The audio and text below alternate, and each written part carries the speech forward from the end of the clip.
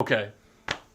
All right, Tubby, listen, I know you wrote this thing back in 2016 that said Brock Lesnar was going to get the push to the sky, but even you didn't think he would win Money in the Bank.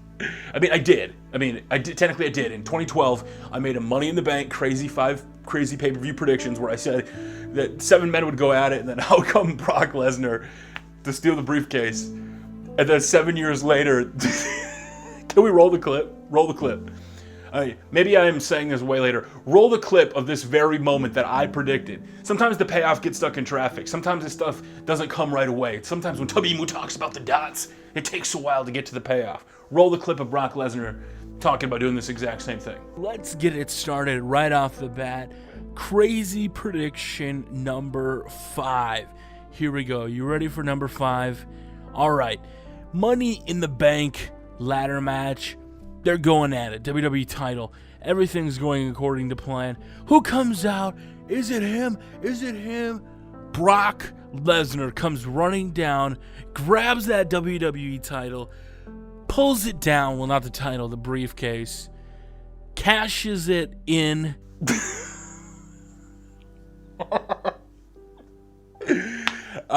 Listen. I'm not even going to try to justify it. I'm not even going to try to go into Tubby Emu mode. The facts are the facts. The young upstart, the guy that most needs the Money in the Bank briefcase, the guy that never gets an opportunity, the guy that can never really get to that next level without this briefcase, just won the briefcase. I mean, look at Drew McIntyre. Drew McIntyre be on the indies. Not the indies, but he be on the news circuits being like, nobody's given me a title opportunity, so the only last shot I have left is winning that Money in the Bank briefcase, brother. If WWE won't give me an opportunity, I have to win it. And that's exactly the way that the Money in the Bank should be. If it really is this opportunity, it should go to a guy like Damian Sandow, Daniel Bryan, somebody that really needs it to get to that next level. And I understand your frustration, guys. I understand it. I'm not going to try to be the normal Tubby with a payoff here. I'm going to sympathize. Ricochet, Drew McIntyre, Ali. Randy Orton is still another young cat that didn't actually need the Money in the Bank briefcase, so he probably could have gave up that spot to somebody else. Andrade. There's so many people in that match that could have done it and should have won or could have won. But here's the thing. At the end of the day, Brock Lesnar won. The guy that he's done nothing in the past couple years. He really needed this. This is what's going to get Brock Lesnar to the next level. The upper echelon. The thing like beating Taker at WrestleMania, that's nothing. Beating Roman Reigns at WrestleMania, that's nothing.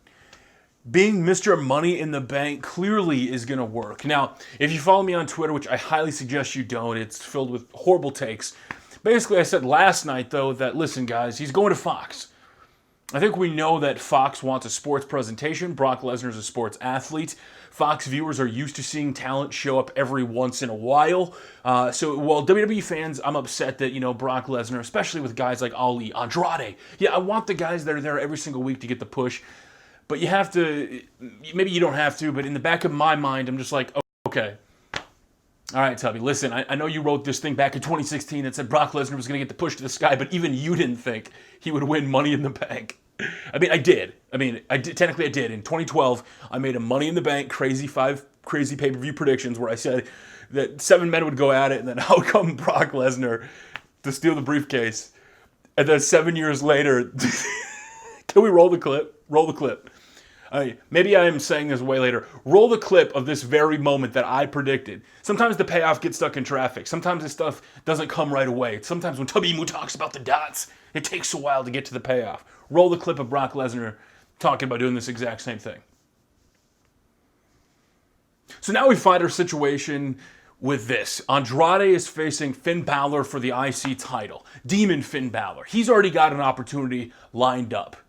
Ali was the guy that he went from 205 Live. Guys, listen, as much as you want to crap on WWE, you can crap on WWE all you want. I'm not going to stop you. But guys, 205 Live, we've created this stigma that once you're on 205 Live, nobody cares about you. Ali, whether we like it or not, got out of that stigma. Ali became the guy that I'm rooting for, and I think one of the guys I'm most passionately invested in because of Ali, because of who he is, because of the character he is. Not the writing that WWE gives him. Maybe it is, I don't know. But Ali almost had that title opportunity, and an injury cost him. It kept him out of the Elimination Chamber. He would go on to Fastlane, and fans were upset, and he was in that position. Then he would go on to have a documentary made about him. and everything that he went through, like a true sports feel. And then at Money in the Bank, he was inches away. Ali almost had it. WWE could do the progressive thing. WWE could give this kid an opportunity. And out comes Brock Lesnar, and I get it. Yo, we don't need Brock. Brock don't need a briefcase. Get it. You can tell me that all day long. I get it. But you know what? Look at who almost won Money in the Bank last year. If I can try to comfort you, if I can try to not be the douchey Tabimu I normally am, the one thing that I can comfort you with, if you look at last year's Money in the Bank, who were the two guys that almost had the briefcase, but then Braun Strowman came in and stole it? Finn Balor and Kofi Kingston. And those two dudes went on to be the IC champion at WrestleMania, and Finn lost the year before, and then he finally won his match, and then Kofi Kingston won too, and I get it, you're all going to say, Tubby, that was never the plan, shut up, Money in the Bank, WrestleMania, that's 10 months apart, there's no connection. I get it, but it doesn't even matter. Brock Lesnar is your champion, or future champion with the Money in the Bank, unless they John Cena it. Last year Strowman won, now Lesnar won, and we're headed down this path. So I don't know where we're going from here. I don't know why Brock Lesnar needs the briefcase, but I'm all for it. I mean, 7 years ago, Tabimu thought it'd be a good idea, so let's do it. I think I remember in 2013, I said, you know, it'd be really cool. This is a really cool idea, and I know now that it's Brock Lesnar being the one, it's not as cool as Dolph Ziggler. But imagine a guy winning the title opportunity, because the rumors are that Brock Lesnar is going to challenge Seth Rollins for the title at Super Showdown, and guess what? Why do you even need the briefcase then? But let's say he wins. If he ever loses, he's got a briefcase. He's got the Money in the Bank to make sure that he can get it back. As silly as that sounds, I said Dolph Ziggler should do it, and I think Brock should do it here. I think he should be the good brother. I think he should be the guy that if he has the title, he's got the Money in the Bank briefcase. Paul Heyman can just carry it around. If he ever loses, he hands him the briefcase after a match, knocks the dude out, and buries him. Imagine a guy like Ali doing that. Or if they ever do, imagine if they did it at SummerSlam, Ali versus Lesnar. Out of nowhere, Ali rolls him up and pins him, and Ali, like Daniel Bryan beating John Cena, has got the title up in the air, the confetti's flowing, and then Paul Heyman says, Barack! And then he hands him the briefcase, and then he literally pummels him like he did Randy Orton, beats the crap out of him. That'd be the biggest underdog storyline in the world for Ali. Okay, that would be really cool, but I don't want to fantasy book this. All I want to say is, guys, I get it. I get why you're upset about Brock Lesnar. Me personally, I laughed my ass off. I love it. I wanted it to happen. And to be honest with you, I can't complain. Me personally, maybe you can. Maybe you're upset. Maybe this is what you're feeling. Maybe you're just like, Andrade needed it. Finn Balor needed it. This guy needed it. At the end of the day, wrestling's scripted. Nobody needs a Money in the Bank briefcase if the writers pay attention. Nobody needs a crutch like the Money in the Bank briefcase. A guy like Brock Lesnar does, because now he doesn't have to come around very often. We also don't get the teases now, but in the last couple of years, we haven't really got the teases very much anyway. So at the end of the day, my final words are this. Brock Lesnar, brother, if you're listening to this, that young upstart from rural Minnesota who's up in the farmlands of Canada, use that briefcase wisely. Don't even waste it. Just use your pull to get a title opportunity. Win, and then go on to greatness. Keep the briefcase. Win both of the belts. Let's do this right.